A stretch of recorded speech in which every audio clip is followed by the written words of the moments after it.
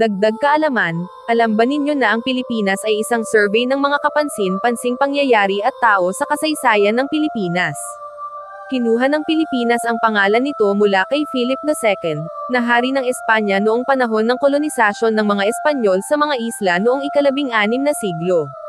Dahil nasa ilalim ito ng pamumuno ng mga Espanyol sa loob ng 333 taon at sa ilalim ng pamamahala ng US para sa karagdagang 48 taon, ang Pilipinas ay may maraming kultural na kaugnayan sa kanluran. Ang bansa ay binalot ng kaguluhan sa politika sa huling quarter ng ika-20 siglo.